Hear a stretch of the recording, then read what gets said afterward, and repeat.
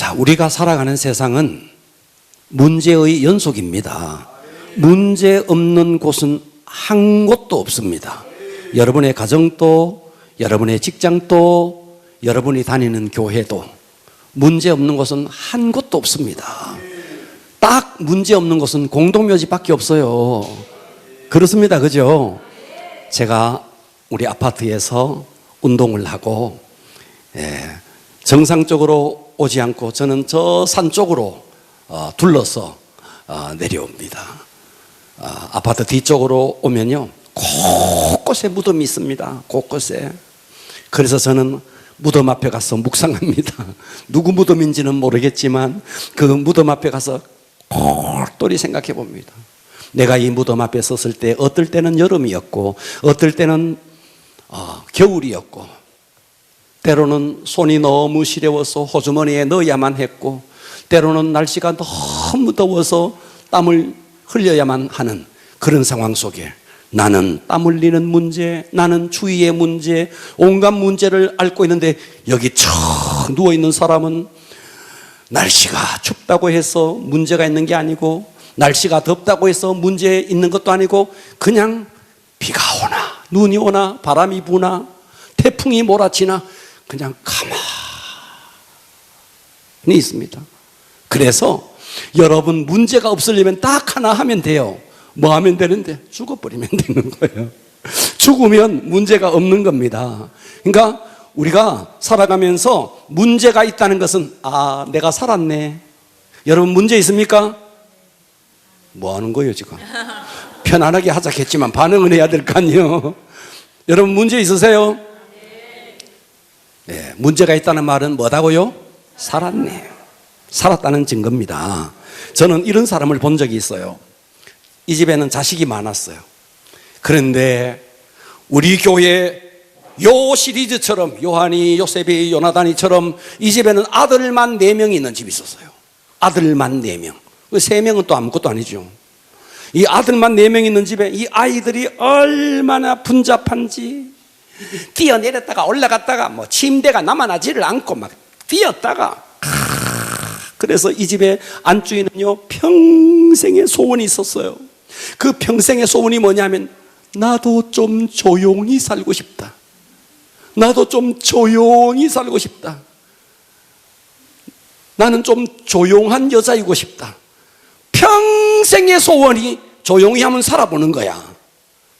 그래서 이분은 이분의 소원대로 아이들이 다 출가해서 다 직장만 해서 나가버리고 그리고 남편조차도 죽어버렸어. 이분의 소원이 이루어져서 홀로 살게 되어서 이야 평생의 소원이 이루어졌는데 집은 조용해졌는데 그때부터 이루 말할 수 없는 외로움, 이루 말할 수 없는 고독이 밀려왔습니다. 그 과거에는 그렇게 시끌벅적한 집, 그래서 나도 좀 조용히 살고 싶다 그랬는데 정작 그 기도에 응답이 왔는데 새로운 외로움, 새로운 고독이 이 사람에게 꽉 밀려온 것입니다.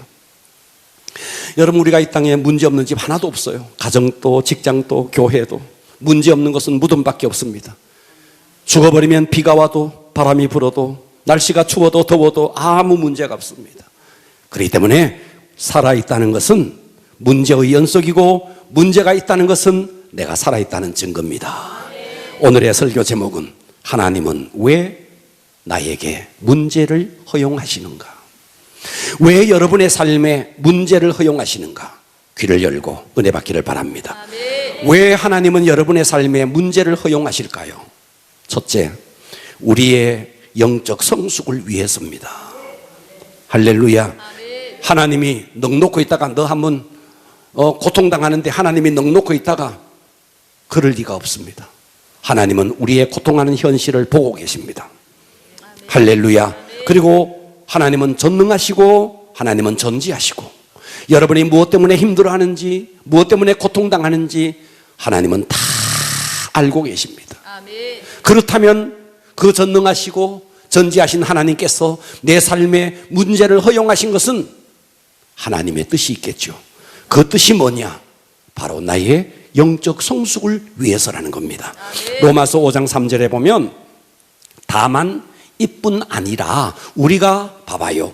환난 중에도 뭐한다? 즐거워하나니. 그 환난을 통해서 인내를 만들어내고, 인내는 연단을 만들어내고, 연단은 결국 뭐를 만들어내느냐? 소망을 이룬다는 거예요. 그래서 결국 환난을 통해서 그 꼭지점에, 끝지점에 뭐가 있느냐니까 소망이 있다는 겁니다. 여러분, 파도가 없는 바다는 없습니다. 그러니까 인생이라는 바다에는 반드시 파도가 있습니다. 나는 내 인생에 파도가 좀 없었으면 좋겠죠. 이런 기대는 어처구니 없는 일입니다.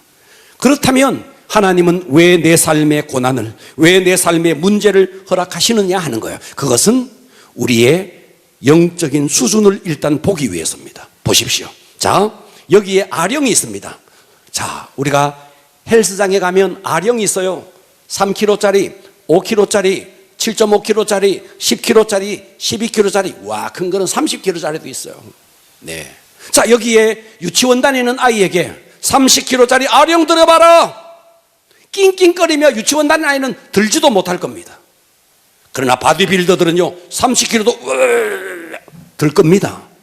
아령이 문제가 아니고, 무게가 문제가 아니고, 내가 문제죠. 내가 문제죠. 이해가 되세요? 다시 말해서 문제가 아니고 문제 앞에 서 있는 내가 문제라는 겁니다. 이해가 되세요? 자, 좀 더 쉽게 예를 들면요, 우리가 길을 갑니다. 길을 가는데 큰 바위가 딱 가로막고 있습니다. 그런데 영적으로 성숙한 사람은 이 바위를 디딤돌로 삼지만 영적 성숙이 이루어지지 아니하면 그 바위가 자신의 인생의 걸림돌이 되는 거죠. 예를 들어서 대중 앞에서 연설을 한다. 저처럼 지금 설교를 한다. 예를 들어서 경민아, 너 다음 주 3부 예배 설교 좀 해봐라. 이렇게 3부 예배를 설교하라는 임무가 떨어지면요, 얘는 일주일 동안 잠도 못 잡니다. 자나? 잠 못 잡니다.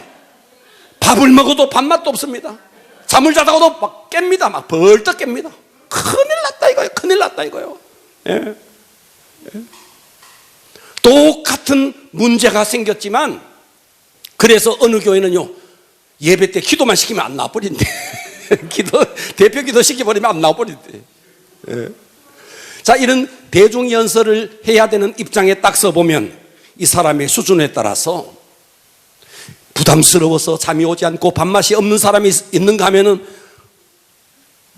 엔돌핀이 확 솟아나는 사람도 있을 겁니다. 자, 제가 과거에 외부 집회를 시작하면서 지금은 어떠냐면요, 10명 모이는 것보다는 100명 모이는 것이 낫고 100명 모이는 것보다는 1000명 모이는 것이 낫더라고요. 저는 10명 모이면 힘이 안 나요. 100명 모이도 힘이 잘 안 나요. 1000명 모이면 막 웃군 달아오릅니다. 2000명 모이다, 3000명 모이다, 완전히 날고 기뻐립니다. 사실입니다. 뭐 그럴까봐 사실입니다. 저는 10명보다는요 100명이 나고 100명보다는 1000명이 모여있으면 훨씬 더 설교하기가 편해요. 그러나 여러분들은요, 한 명이도 두 명 설악하면 그게 스트레스입니다. 뭐의 차이죠? 저도 과거에 외부에 집회를 갔을 때요, 처음에는요 숫자가 적게 모이니까, 숫자가 적으니까 마음이 편안하더라고요. 그런데 계속해서 영적인 내공이 쌓이니까요, 적게 모이니까 별로 기분이 안 좋아. 근데 많이 모이니까 막 좋아지더라고요. 뭐의 차이죠? 영적인 내공의 차이라는 거죠. 할렐루야. 그렇기 때문에 여러분의 삶에 문제가 아니고 내가 얼마나 준비됐느냐, 이것이 문제라는 것입니다. 할렐루야. 그래서 하나님은 우리에게 일어나는 문제를 통해서 여러분의 영적 상태를 점검하게 하십니다. 자, 이제 하나하나 제가 설명을 드릴 겁니다. 여러분이 어느 날 갑자기 너무나 귀한 물건을 잃어버렸어. 이런 문제가 생겼어. 소중하게 여기는 문제, 아니 소중하게 여기는 어떤 내가 귀하게 여기는 물건을 잃어버렸어요. 그때 우리는 하나님 앞에 기도해야 됩니다. 하나님, 무슨 뜻이 있습니까? 아마도 하나님은 여러분에게 있어서 가장 소중한 것은 잃어버린 물건이 아니라 여러분에게 있어서 가장 소중한 것은 영혼의 문제입니다. 그런데 여러분이 영혼의 문제를 소홀히 다루니까 네가 소중히 여기는 것을 한번 잃어봐라 하면서 잃어버리는 문제를 당하게 함으로써 우리가 정말 소중하게 여겨야 할 것이 무엇인지를 깨닫게 한다, 이 말이에요. 무슨 말인지 이해가 가세요? 만일 여러분들이 집안 단속을 잘못했어. 집안 단속을 잘못해서 도둑이 들었어. 그래서 도둑이 들어서 집안의 물건을 잃어버렸어. 하나님 앞에 물어보십시오. 하나님, 왜 이런 일이 일어났습니까? 이것은 여러분의 영혼의 단속을 잘 해야 되는데 영혼의 단속을 잘 하지 않아서 타인의 말이 수시로 막 들어와서 여러분의 영혼에 스크래치를 막 내는 겁니다. 이런 것들을 네가 조심해라 하는 메시지가 있다고요. 자, 어떤 사람은 다른 사람과 대화하면서 모욕감을 느끼고 마음에 분노가 일어난다.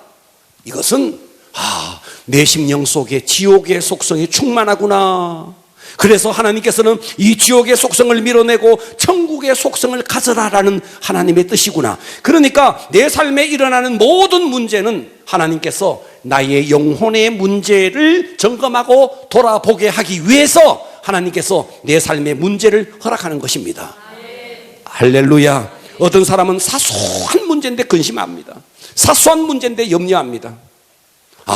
무슨 뜻인가? 하나님 앞에 한번 물어보십시오. 바로 그것은 여러분이 악한 영을 물리칠 수 없는, 그래서 여러분의 영혼이 너무너무 약해져 있어서 너에게는 하나님의 권능이 필요해 라는 뜻으로 하나님은 그와 같은 문제를 허락합니다. 여러분들이 물질의 문제 때문에 계속 고통하는 사람은 돌아보십시오. 나도 모르는 사이에 물질이 여러분의 우상이 되어 있고, 여러분이 자식 문제 때문에 날마다 고통한다면 여러분이 지금까지 살아오면서 자식이 여러분에게 우상이었을 수 있습니다. 왜 하나님께서 이스라엘 백성들을 출애굽을 시키면서 왜 피재앙, 개구리재앙, 이재앙, 그 수많은 재앙을 내렸을까요? 그들이 섬겼던 우상을 박살낸 것이라고요. 그것이 재앙이었죠. 고통이었죠. 근데 그것이 결국은 뭐였습니까? 우상을 제거하는 일이었죠. 여러분의 삶의 모든 문제는 무엇이냐? 여러분이 그동안 하나님을 사랑하기보다 그것을 더 사랑한 겁니다. 그래서 하나님은 여러분으로 하여금 하나님을 더 사랑하게 하기 위해서 여러분 속에 있는 우상을 제거하는데 그것이 나에게는 고통으로 오는 것입니다. 그러니까 이처럼 모든 문제는 그의 영혼의 상태를 보여주는 것입니다. 그러니까 우리는 문제를 만났을 때 그때 억울해하고 분해하고 하나님 어떻게 내게 그럴 수 있나요? 여러분들이 만일 그렇게 반응하면 여러분의 고통은 끝이 없습니다. 그때 빨리 눈치채야 됩니다. 이게 나에게 우상이었네. 물질이 우상이었네. 자식이 우상이었네. 남편이 우상이었네. 직장이 우상이었네. 하나님께서는 이 우상의 문제를 제거하기 위해서 고통이라는 방법으로 그 부분을 해결하는 것입니다. 이해가 되십니까? 그러니까 우리는 고통 앞에서요 정말 진지하게 자신의 영혼을 돌아보셔야 합니다. 문제를 통해서 자신이 무엇이 잘못됐는지 하나님은 이 문제를 통해서 우리의 삶을 교정하기를 원하십니다. 그래서 여러분들이 그 문제 앞에서 하나님께서 여러분을 교정하고자 하는 그 문제가 해결되어지면 고통은 사라져 버려요. 그런데 그 문제가 해결되지 않으니까 계속해서 그 문제가 여러분에게 있는 겁니다. 왜 물질 때문에 고통당하죠? 왜 자식 문제 때문에 고통당하죠? 그것을 하나님 앞에 내어놓고 여러분의 영혼이 무엇이 교정돼야 되는지를 하나님 앞에 한번 물어보십시오. 원망하고 탄식하고 한숨 짓지 말고 하나님 앞에 1대1로 독대해서 하나님, 이 문제의 뜻은 무엇입니까? 한번 물어보십시오.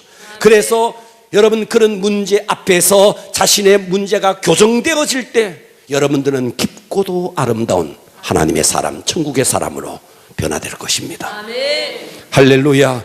문제 앞에서 자신을 교정하지 않고 억울해하고 변명만 늘어놓고 하나님을 원망하고 그렇게 되면 악한 영은 계속해서 여러분들을 결박하게 되고 똑같은 문제 앞에 또 넘어지게 되고 또 넘어지게 되고, 그러니 얼마나 불쌍한 인생을 살게 됩니까? 이런 사람은 평생을 그렇게 살다가 구원을 받더라도 아주 낮은 수준의 구원을 받게 되는 것입니다. 천국은 어떤 사람만 가느냐? 천국은 예수님 입으로 구원, 예수 내 구주 입으로 시인하는 여러분 이런 사람이 가는 게 아닙니다. 천국은 우리의 삶으로, 우리의 심령으로 철저하게 하나님 앞에 순복한 자. 할렐루야. 그래서 내 속에서부터 철저하게 하나님 앞에 순복이 이루어진 자가 이 땅에서도 천국을 누리고 영원한 천국의 주인공이 되는 것입니다. 아멘. 하나님께서 우리에게 문제를 허용하시는 이유는 여러분의 삶의 문제를 통해서 여러분의 영적 상태를 점검하고 여러분의 영적으로 성숙하게 하기 위해서 문제를 허용하는 것입니다. 이거를요, 여러분 그냥 아멘만 할 게 아니고 진짜 깊이 새기셔야 돼요. 승리하기를 바랍니다. 두 번째입니다. 그러면 이 하나님께서 우리에게 문제를 허용하실 때 여러분이 대해야 될 태도예요. 어떻게 해야 되느냐? 문제를 즐길 줄 알아야 됩니다. 문제를 즐길 수 있어야 돼. 큰일 났네, 안 됩니다. 아이고 우리 아들 때문에 큰일 났네, 아이고 돈 잃어버렸어, 큰일 났네, 교통사고 나서 큰일 났네, 이건 아닙니다. 이거는 하나님의 자녀의 태도가 아닙니다. 이거 아멘 합시다. 이건 태도가 아니에요. 예. 문제 앞에서 어떻게 해야 될까요? 그 문제를 끌어안고 낑낑거리고 그렇게 비극적으로 살아야 되느냐? 그것도 아니에요. 문제를 즐길 수 있어야 합니다. 왜요? 왜 그런데요? 하나님은 그 문제를 알고 계세요. 그 문제를 보고 계세요. 할렐루야.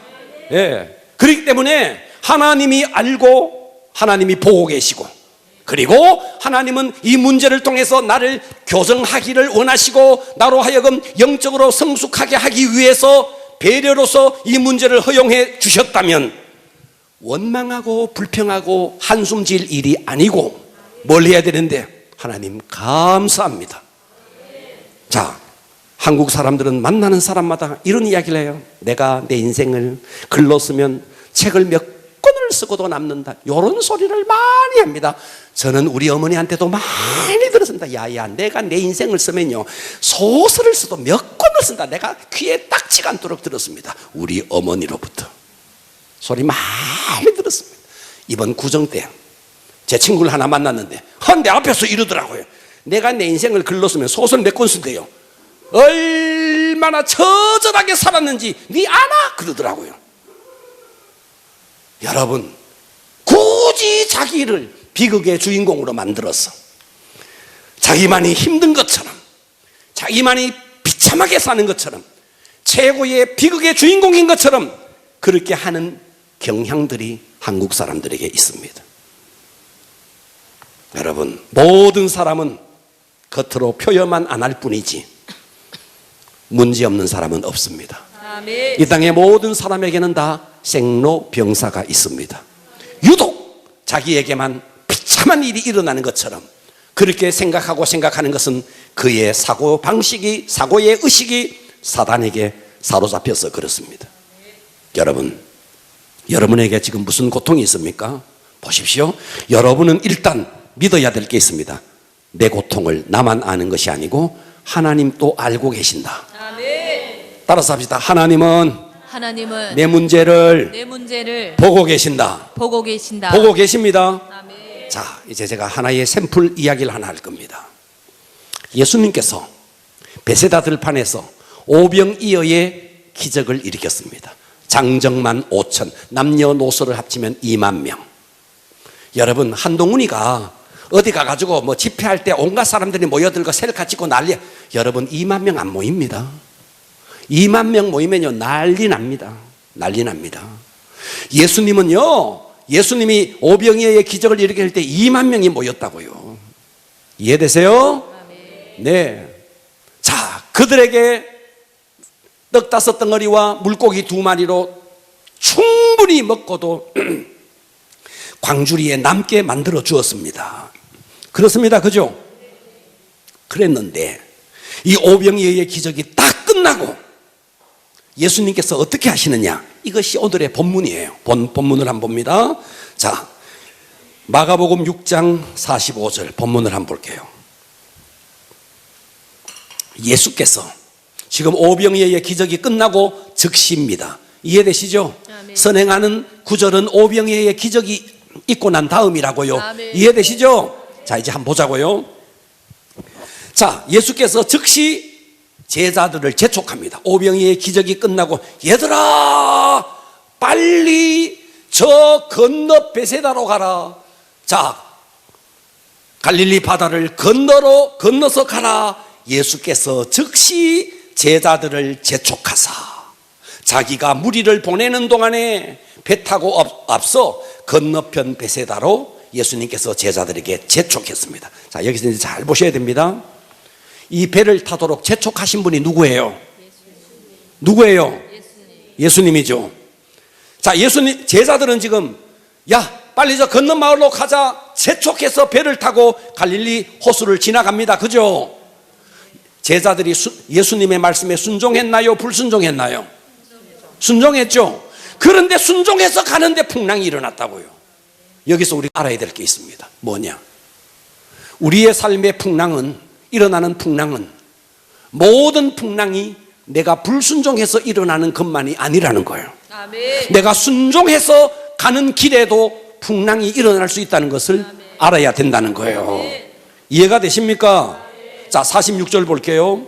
무리를 작별하시고, 자, 얘들아 빨리 저 건넌 마을로 가라. 예수님이 재촉해서 배를 타고 갈릴리 호수를 건너가게 하시고 무리와 작별하고 예수님은 기도하러 산으로 갔습니다. 보입니까? 7절, 47절. 날이 저물었어요.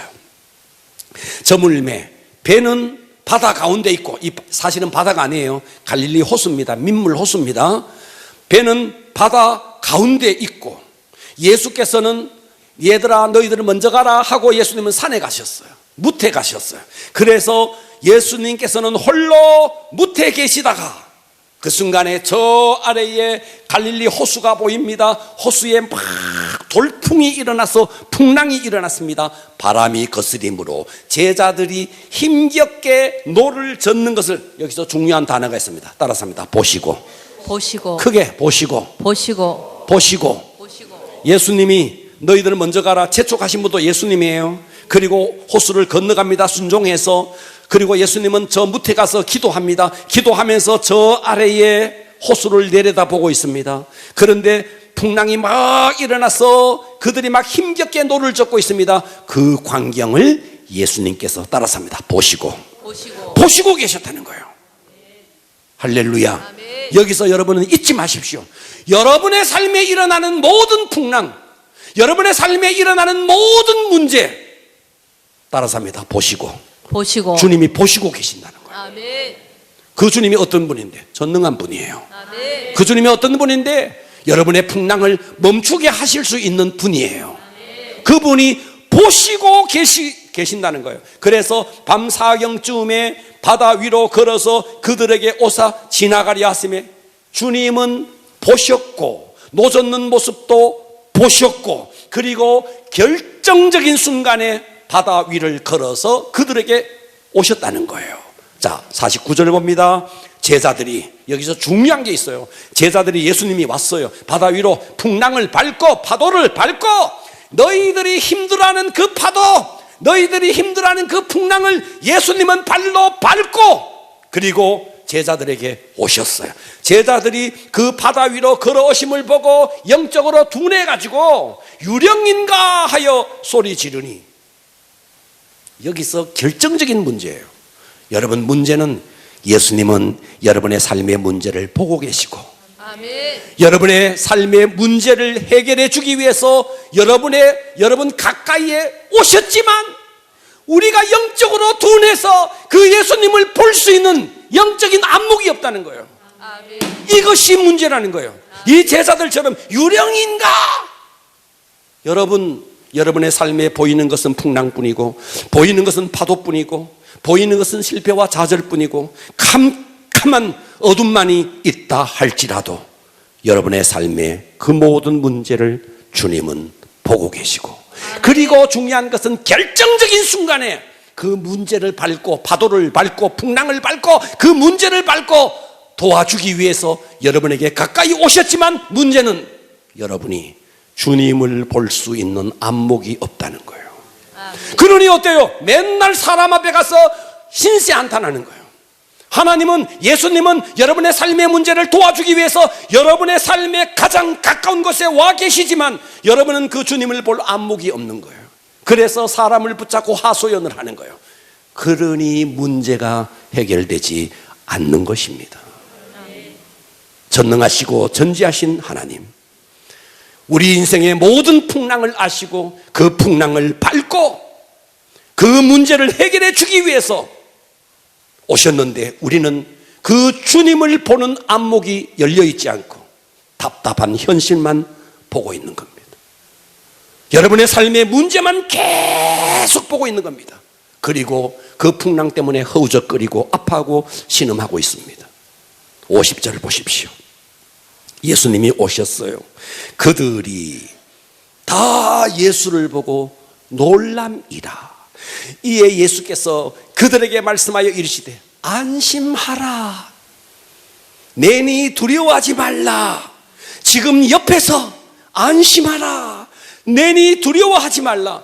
문제는 내가 영적으로 둔해가지고 그 예수님을 볼 안목이 없는 거예요. 여러분 지금 예배를 통해서 하나님은 여러분에게 음성을 들려주는 겁니다. 예수님은 과거에 육신을 갖고 계셨지만 육신을 가진 그 예수님께서 친히 나타나셔서 말씀을 들려주었지만 그 예수님은 십자가에 죽으시고 부활하시고 승천하여서 하늘 보좌에 가시고 성령을 보내주셨고 그 성령을 받은 주의 종을 통해서 여러분에게 동일한 말씀을 선포하니 안심하라. 내니 두려워하지 말라. 그거는 목사님 소리 아니에요. 이렇게 여러분은 영적으로 둔하다는 거예요. 오늘 이것을 여러분들이 주님의 음성으로 드러내면 여러분의 것이 되는 거예요. 근데 우리는 이것을 자꾸만 목사의 소리로 듣는 거예요. 하나의 설교로 듣는 것입니다. 그래서 여러분의 문제가 해결되지 않는 것입니다. 아멘. 할렐루야. 주님께서 제자들을 재촉했습니다. 먼저 가라고. 제자들은 순종해서 갔습니다. 그런데 풍랑이 일어났습니다. 순종해서 가는 그 길에 풍랑이 왔습니다.